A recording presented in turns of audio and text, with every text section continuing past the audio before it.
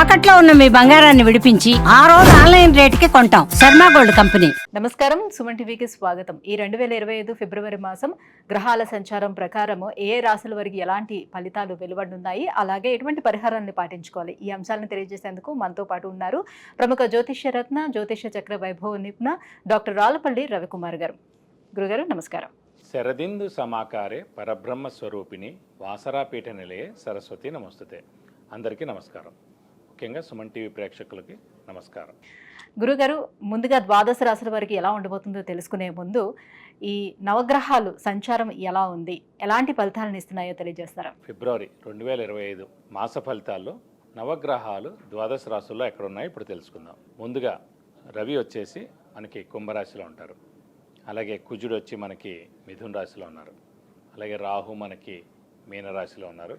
అలాగే గురువు మనకి వృషభ రాశిలో ఉన్నారు. శని స్వస్థానమైన మనకి కుంభరాశిలో ఉన్నారు. అలాగే బుధుడు వచ్చి మనకి అదే కుంభరాశిలో ఉన్నారు. కేతు మనకి కన్యారాశిలో ఉన్నారు. ఇంకా ఆఖరిగా శుక్రుడు మటుకు ఉచ్చస్థానంలో ఉన్నారు. శుక్రుడు కూడా ఒక 2-3 నెలల దాకా మనకి ఉచ్చస్థానంలో ఉంటారు. ముఖ్యంగా మొన్నటిదాకా మనం చెప్పుకున్నాం 27 అక్టోబర్ నుంచి ఫిబ్రవరి 21 వరకు కుజుడు నీచ స్థానంలో ఉండడం వల్లనే యాక్సిడెంట్లు జరగడం, ఈ ఫైర్ యాక్సిడెంట్స్ జరగడం, విపరీతమైన మేజర్ యాక్సిడెంట్స్ అన్ని రోడ్ల మీద కానీ అవి కానీ జరగడం, చాలామంది చనిపోవడం లాంటివన్నీ కూడా జరిగాయి. సో దేవుడి దేవల ఆ కర్కాటక రాశి నుంచి కుజుడు నీచత్వం అనేది 21 జనవరితో వెళ్ళిపోయిందండి. సో ముఖ్యంగా కర్కాటక రాశి వారికి, సింహరాశి వారికి, మీన రాశి వారికి ఈ 3 రాశులకి యోగకారకుడైన కుజుడు నీచలో ఉన్నాడు కాబట్టి డబ్బు ఖర్చు, హెల్త్ ప్రాబ్లం, మాట పడటం ఇలాంటివన్నీ కూడా జరిగాయి. దేవుడిదలు అవన్నీ కూడా ఇప్పుడు తొలగిపోయినమని చెప్పుకోవచ్చు.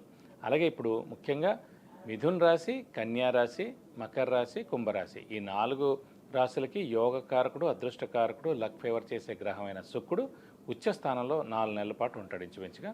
సో మనకి ఫిబ్రవరి 1 నుంచి. కాబట్టి వీళ్ళందరూ కూడా విపరీతంగా అన్ని విధాలు కూడా బాగా కలిసి వస్తుందని చెప్పుకోవచ్చు. ఇవ్వండి ద్వాదశ రాశుల్లో నవగ్రహాలు ఈ స్థానాల్లో ఉన్నాయి. గురుగారు, అయితే మరి మేషరాశి వారికి ఫిబ్రవరి మాసం ఎలా ఉండబోతుంది, వీళ్ళకి గ్రహాల స్థితిగతులు ఎలా ఉన్నాయి? మేషరాశి అనగానే మనకి ముఖ్యంగా అశ్విని 1, 2, 3, 4 పాదాలు, భరణి 1, 2, 3, 4 పాదాలు, కృత్తిక 1వ పాదం, ఈ నక్షత్రాల సమూహంతో మనకి మేషరాశిలోకి వస్తుంది. ముఖ్యంగా మేషరాశి వారికి మొన్నటిదాకా కుజుడు నీచలో ఉన్నాడు, అంటే రాశ్యాధిపతి అయిన కుజుడు నీచలో ఉన్నాడు కాబట్టి బాగా కష్టపడితే కానీ పనులు జరగకపోవడం, చిన్న చిన్న హెల్త్ ప్రాబ్లమ్స్ ఉండడం, డబ్బు ఖర్చు ఉండడం ఇలాంటివన్నీ జరుగుతున్నాయి. దేవుడి వల్ల కుజుడు నీచత్వం నుంచి వెళ్ళిపోయాడు కాబట్టి ఈ ఫిబ్రవరి మంత్ అంతా కూడా ఎక్సలెంట్గా అంటే అత్యద్భుతంగా ఉంటుందని చెప్పుకోవచ్చు. ఎందుకంటే ఎప్పుడూ చెప్పుకునేది మనకి గురువు, శని, రాహు, కేతు 4 గ్రహాలు కూడా అత్యద్భుతంగా ఉన్నాయి. అంటే ఇప్పుడు మళ్ళీ ఈ మేషరాశి వారికి ఏలినాటి శని మనకి 31 మార్చి నుంచి స్టార్ట్ అవబోతుంది. కాబట్టి ఏదైనా సరే ఈ ఫిబ్రవరి మార్చిలో మటుకు మీరు బాగా కష్టపడి ఎలాంటి విషయాలైనా సరే, ఉద్యోగం విషయం కానివ్వండి, ఒక చదువు విషయం కానివ్వండి, లేకపోతే ఏదైనా కాంపిటేటివ్ ఎగ్జామ్స్ కానివ్వండి, ఇవి ఏవైనా సరే బాగా మీరు ప్రిపేర్ అవ్వాలి. ముఖ్యంగా ఏంటంటే మనకి గురుబలం అనేది కూడా మనకి ముఖ్యంగా మే 15 దాకే ఉందన్నమాట. మే 15 తర్వాత నుంచి మనకి గురుబలం కూడా తగ్గుతుంది. కాబట్టి గురుబలం ఉన్నప్పుడు, శని బలం ఉన్నప్పుడు, రాహుకేతుల బలాలు పరిపూర్ణంగా ఉన్నప్పుడు మటుకు ఒక్క నిమిషం కూడా మీరు టైం వేస్ట్ చేయకూడదండి. అందుగురించి ఖచ్చితంగా మీరు బాగా కష్టపడితే, హార్డ్ వర్క్ చేస్తే, స్మార్ట్ వర్క్ చేస్తే కనుక నిరుద్యోగులు ఉద్యోగం రావడం, ఉద్యోగస్తులు ప్రమోషన్స్ రావడం, అదే ప్రమోషన్స్ వచ్చినా కూడా మంచి నేమ్ అండ్ ఫేమ్ రావడం, బాస్ నుంచి మన్నన పొందడం, అలాగే ఫారెన్ టూర్స్, విజిట్స్, అసైన్మెంట్స్ ఇవన్నీ కూడా ఉండడం అనేది కూడా ఖచ్చితంగా జరుగుతుంది. మేషరాశి వారికి మటుకు అత్యద్భుతంగా ఉందని చెప్పుకోవాలి. ఇంకోటి ఏంటంటే ముఖ్యంగా వ్యాపారస్తులు కూడా పట్టిందలా బంగారం చెప్పాలి. ఎందుకంటే కొత్త వ్యాపారం స్టార్ట్ చేయొచ్చు, ఎక్స్పాన్షన్కి వెళ్ళచ్చు. ఎందుకంటే మన గురుబలం పరిపూర్ణంగా మీదాకా ఉంది కాబట్టి, ఉగాది కూడా వస్తుంది కాబట్టి మనకి, కాబట్టి కొత్త సంవత్సరంలో కూడా మీరు కొత్త వ్యాపారం స్టార్ట్ చేయొచ్చు. తర్వాత గురుబలం తగ్గినా పర్లేదు. ఎందుకంటే ఫస్ట్ ఏదైనా సరే మంచి సమయంలో ఇప్పుడు ముహూర్తం అనేది ఉంటుంది. ముహూర్తాన్ని బెస్ట్గా ఉన్నప్పుడే మనం స్టార్ట్ చేయాలి. అలాగే మన బెస్ట్ టైం గోచారీత్యా గురు, శని, రాహుకేతుల బలాలు పరిపూర్ణంగా ఉన్నాయి కాబట్టి మీరు వ్యాపారం స్టార్ట్ చేయండి, తప్పకుండా బాగుంటుంది. అలాగే విద్యార్థులకి సువర్ణావకాశం అని చెప్పుకోవచ్చు. ముఖ్యంగా చెప్పాలంటే మనకి షేర్స్లో కానివ్వండి, స్పెక్యులేషన్స్ కానీ ఇవన్నీ కూడా బాగా కలిసి వస్తాయని చెప్పుకోవచ్చు. అలాగే షూరిటీస్ పెట్టవచ్చును, అలాగే మధ్యవర్తిత్వం వహించవచ్చు. అలాగే ఆరోగ్యం, ఆయుష్ కూడా చాలా బాగుంటుంది. అలాగే ఇంట్లో చిన్నపిల్లలు, పెద్దవాళ్ళు ముఖ్యంగా ఎవరైతే ఉన్నారో ఈ మేషరాశి వారికి సంబంధించిన వాళ్ళు, అలాగే మేషరాశి వారికి కూడా వాళ్ళందరూ కూడా చాలా బాగుంటుందని చెప్పుకోవచ్చు. వెహికల్ కూడా కొనేందుకు అవకాశం ఉంది. అలాగే ఇంట్లో కొత్త వస్తువు కూడా కొనేందుకు అవకాశం ఉంది ఫిబ్రవరి మాసంలో. కాబట్టి మీకు మటుకు అత్యద్భుతంగా ఉంటుందని చెప్పుకోవాలి. ముఖ్యంగా ఈ చిన్నపిల్లలు ఎవరైతే ఉన్నారో వాళ్ళకి మటుకు ఆరోగ్య రీత్యా చాలా బాగుంటుందని చెప్పుకోవచ్చు మేషరాశి వారికి. ఎందుకంటే ఒక్కొక్క వయసు పట్టి ఒక్కొక్కటి చెప్పుకోవచ్చు. ఇప్పుడు చిన్నపిల్లలు అనేది ఆరోగ్యం గురించి చెప్పుకోవాలి.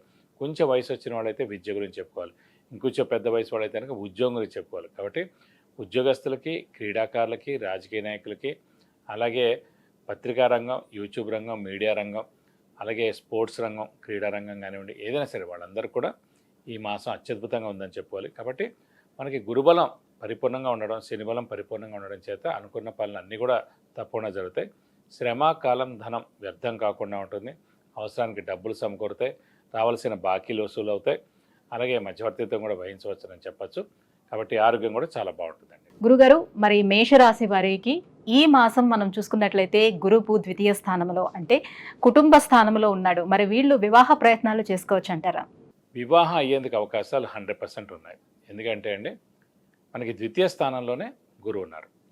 గురువు ద్వితీయ స్థానంలో ఉన్నప్పుడు, ద్వితీయ స్థానం అంటే కుటుంబ స్థానం అయింది కాబట్టి కుటుంబం తప్పకుండా ఏర్పడుతుంది. కుటుంబం ఏర్పడడం అంటేనే వివాహం అవడం అన్నమాట. కాబట్టి అవివాహితులు ఎవరైతే ఉన్నారో వారందరూ కూడా ఖచ్చితంగా వివాహం అయ్యేందుకు అవకాశాలు 100% ఉన్నాయి. ఏదైనా సరే మనస్ఫూర్తిగా మనం రెడీగా ఉండాలండి. సాధారణంగా చాలామంది చదువు ఉంది, ఉద్యోగం ఉంది, ఆస్తి ఉంది, అందం ఉంది, అన్నీ ఉన్నాయి, అయినా కూడా వివాహం అవ్వకపోవడం కారణం ముఖ్యంగా ఏంటంటే వాళ్ళు రెడీగా లేకపోవడం, వాళ్ళకి ఇంట్రెస్ట్ లేకపోవడం, తర్వాత చేసుకుందాం అనుకోవడం. ఇప్పుడు మన ఫ్రెండ్స్ కానీ మన కొలీగ్స్ కానీ వాళ్ళందరూ కూడా ఇంకా 25 కదా, ఇంకా 27 కదా, ఇంకా వాళ్ళకే అవ్వలేదు కదా, మనకెందుకు ఇంత తొందర అని కూడా అనుకోవడం. ఇంకోటి ఫ్రెండ్స్, కొలీగ్స్ ఇన్ఫ్లుయెన్స్ కూడా ఉంటుంది.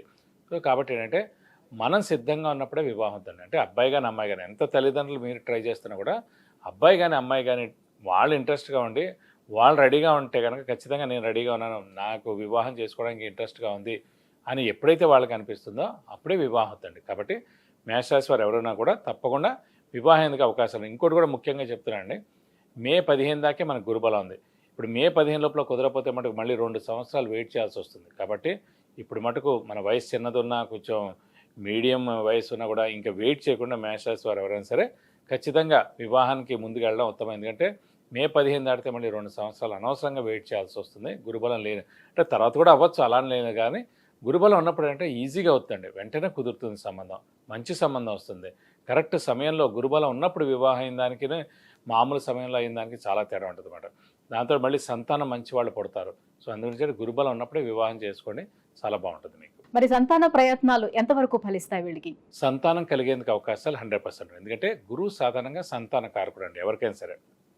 అది కాకుండా ద్వితీయ స్థానంలో మనకి గురువు ఉన్నారు మేషరాశి వారికి. ద్వితీయ స్థానం అంటే ఇందాక చెప్పుకున్నాం కుటుంబాన్ని. సో కుటుంబం ఏర్పడడం అంటే వివాహం, వివాహంతో ఇంకొకళ్ళు కొత్త వాళ్ళు వస్తున్నారంటే సంతానాన్ని అనుకోవాలి. కాబట్టి ఖచ్చితంగా మీరు మానవ ప్రయత్నం చేయాలి. దైవబలం మీకు ఖచ్చితంగా తోడుంది కాబట్టి ఖచ్చితంగా ఈ సంవత్సరం మీకు సంతానం కలిగేందుకు అవకాశాలు 100% ఉన్నాయి. గురుగారు, ఇంకా ఎటువంటి పరిహారాలు పాటించుకుంటే మరింత యోగ్యదాయకంగా ఉండనుంది? ఈ నెల ఈ రాశి వారికి పరిహారాలు ఏం చేసుకుంటే మంచిదంటే ముఖ్యంగా ప్రస్తుతం గురువు, శని, రాహు, కేతుల బలాలు అన్నీ కూడా పరిపూర్ణంగా బాగానే ఉన్నాయండి. శివుడిని ఎక్కువగా ఆరాధిస్తే మటుకు చాలా మంచిది ఈ నెలల్లో. ఎందుకంటే శివుడు ఎందుకంటే పంచమాధిపతి, అంటే మేష రాశికి కానీ మేష లగ్నానికి కానీ పంచమాధిపతి సింహరాశి అధిపతి రవి అయ్యాడు. కాబట్టి శివుడిని ఎక్కువగా పూజిస్తే మీకు అన్ని విధాలా మంచి చేకూరుతుంది. విద్య, ఉద్యోగం, విదేశీయానం, వివాహం, వాహనం, గృహం, ఇలా అన్ని విషయాల గురించి తెలుసుకోవాలంటే కింద స్క్రోల్ అవుతున్నటువంటి నెంబర్లకి కాల్ చేసి గురుగారు అపాయింట్మెంట్ పొందవచ్చు. గురుగారు, మేషరాశి వారికి ఫిబ్రవరి మాసం ఎలా ఉండబోతుంది, ఎలాంటి పరిహారాన్ని పాటించుకోవాలనే అంశాలను తెలియజేసినందుకు ధన్యవాదాలండి.